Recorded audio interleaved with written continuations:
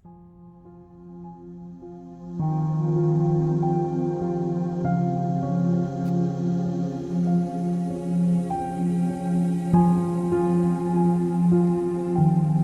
talinghaga tungkol sa mga manggagawa sa ubasan. Mateo 20, 1 hanggang 34.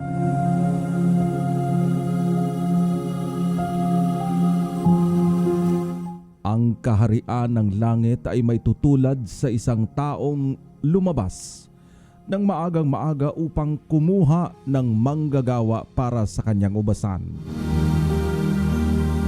Nang magkasundo na sila sa upa na isang salaping pilak sa maghapon, ang mga manggagawa ay pinapunta niya sa kanyang ubasan.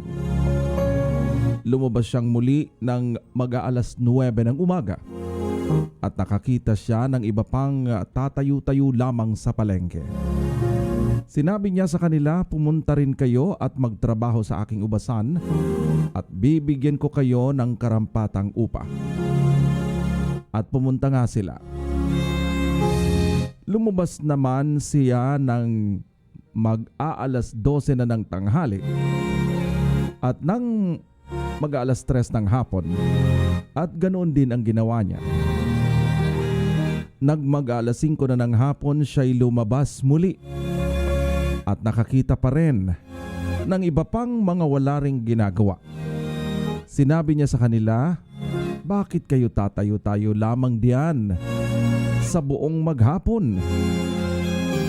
"Wala po kasing magbigay sa amin ng trabaho," sagot nila. Kaya't sinabi niya, "Kung gayon, pumunta rin kayo sa aking ubasan." Nang gumabi na, sinabi ng may-ari ng ubasan sa kanyang katiwala, "Tawagin mo na ang manggagawa at bayaran sila magmula sa huli hanggang sa unang nagtrabaho." Ang mga nagsimula ng alas 5 ng hapon ay tumanggap ng tig-iisang salaping pilak.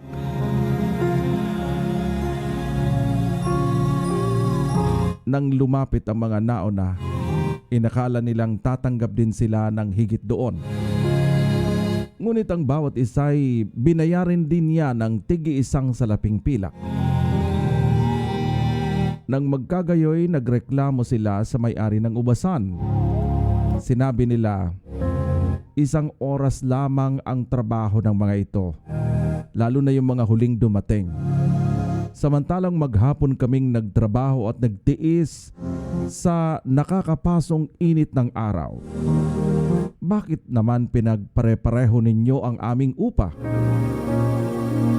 Sumagot ang may-ari ng ubasan sa isa sa kanila, "Kaibigan, hindi kita dinadaya. Hindi ba't pumayag ka sa isang salaping pilak? Kunin mo ang para sa iyo at umalis ka na. Ano sa iyo kung ibig kong bayaran ang huli ng tulad ng ibinayad ko sa iyo? Wala ba akong karapatang gawin sa ari-arian ko ang aking maibigan?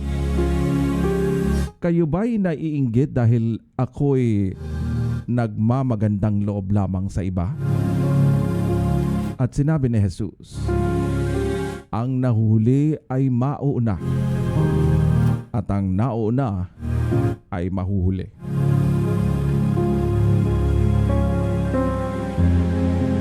Ikatlong pagpapahayag ni Jesus ng kanyang kamatayan. Nang nasa daan na sila papuntang Jerusalem, ibinukod ni Jesus ang 12 alagad at sinabi sa kanila, "Pupunta tayo ng Jerusalem. Do'y ipagkakanulo ang anak ng tao sa mga punong pare at sa mga tagapagturo ng kautusan. Hahatulan siya ng kamatayan at ibibigay sa mga hintil. Siya'y kukutyain, hahagupitin at ipapako sa krus. Ngunit muli siyang bubuhayin ng Diyos sa ikatlong araw." Ang kahilingan ng ina ni Santiago at Juan. Lumapit kay Jesus ang asawa ni Zebedeo, kasama ang 2 niyang anak na lalaki. Lumuhod siya sa harapan ni Jesus upang sabihin ang kanyang kahilingan. Ano ang gusto mo? Tanong ni Jesus. Sumagot siya, kapag naghahari na po kayo, paupuin po ninyo sa inyong tabi ang dalawa kong anak, isa sa kanan at isa sa kaliwa. Hindi ninyo nalalaman ang inyong hinihingi, sabi ni Jesus sa kanila. Kaya ba ninyong tiisin ang hirap na malapit ko nang danasin? Opo, tugon nila. At sinabi ni Jesus, daranasin nga ninyo ang hirap na titiisin ko, ngunit wala sa aking ang pagpapasya kung sino ang mauupo sa aking kanan at sa aking kaliwa. Ang mga upuang iyo'y para sa pinaglalaanan ng aking Ama. Nang marinig ito ng 10 alagad, nagalit sila sa magkapatid. Dahil dito ay pinalapit ni Jesus ang kanyang mga alagad at sinabi sa kanila, alam ninyo na ang mga pinuno ng mga hintil ay itinataas ang kanilang sarili bilang mga Panginoon sa kanila, at ang kagustuhan ng mga nasa kapangyarihan ang siyang nasusunod. Hindi ganyan ang dapat umiral sa inyo. Sa halip, kung nais ninyong maging dakila, dapat kayong maging lingkod sa iba. At kung sino man sa inyo ang nagdanais na maging una, ay dapat maging alipin ninyo. Sapagkat maging ang anak ng tao ay naparito, hindi upang paglingkuran, kundi upang maglingkod at ialay ang kanyang buhay sa ikatutubos ng marami.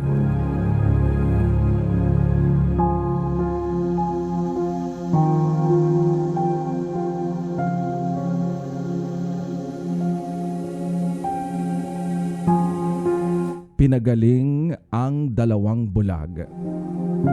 Pag-alis nila sa Jericho, si Jesus ay sinundan ng napakaraming tao.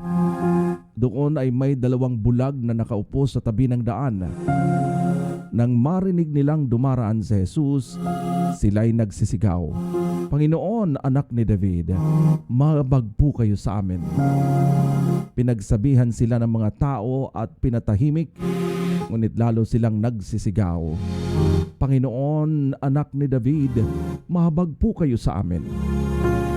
Tumigil si Jesus. Tinawag sila at tinanong, ano ang gusto ninyong gawin ko sa inyo? Sumagot sila, Panginoon, gusto pong makakita. Nahabag si Jesus sa kanila at tinipo ang kanilang mga mata. Agad silang nakakita at sila'y sumunod sa kanya.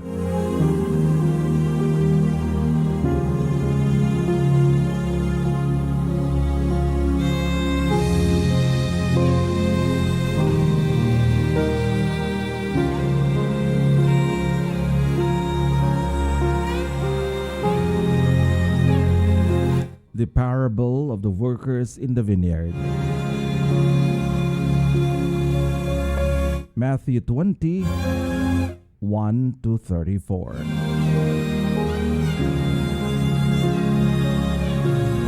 For the kingdom of heaven is like a landowner who went out early in the morning to hire workers for his vineyard.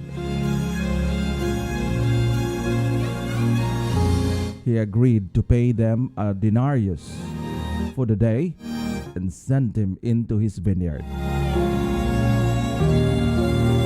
About 9 in the morning, he went out again and saw another people standing in the marketplace doing nothing. He told them, "You also go and work in the vineyard, and I will pay you whatever is right." So they went.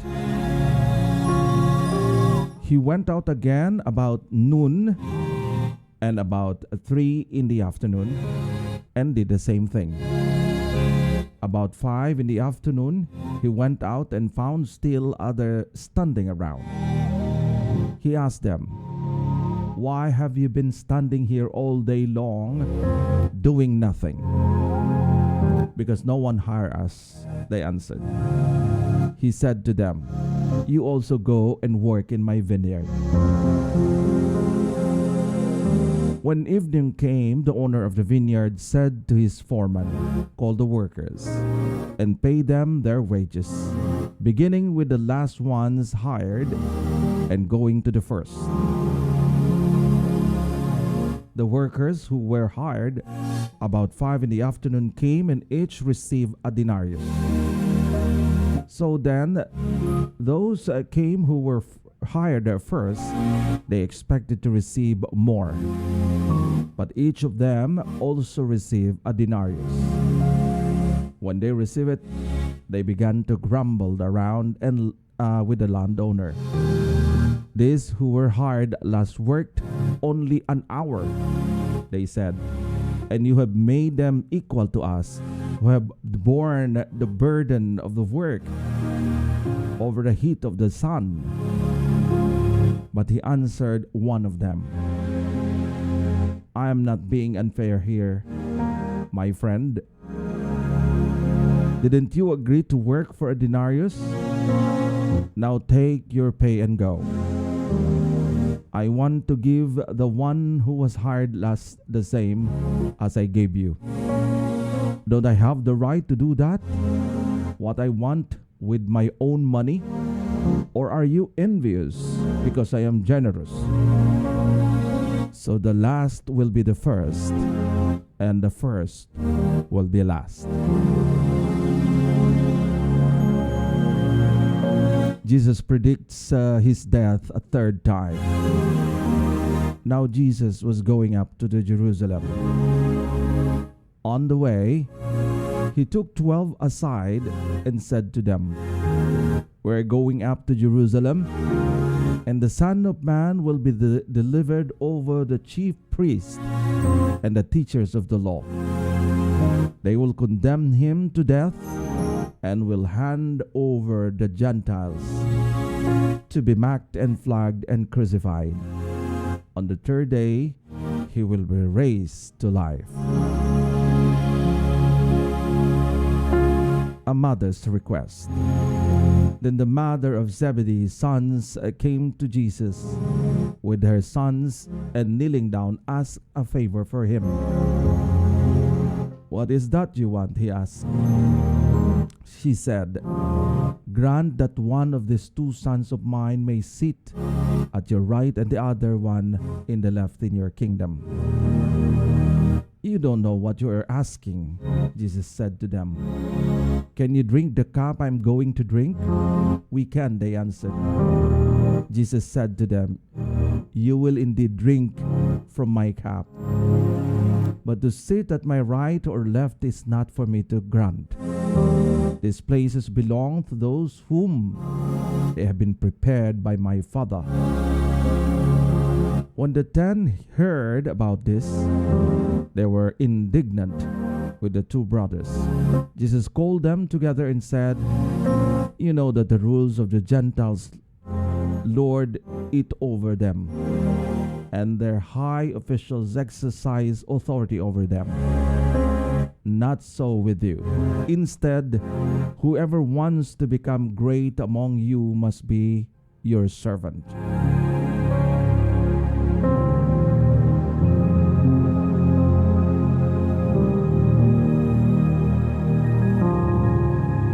And whoever wants to be first, be your slave.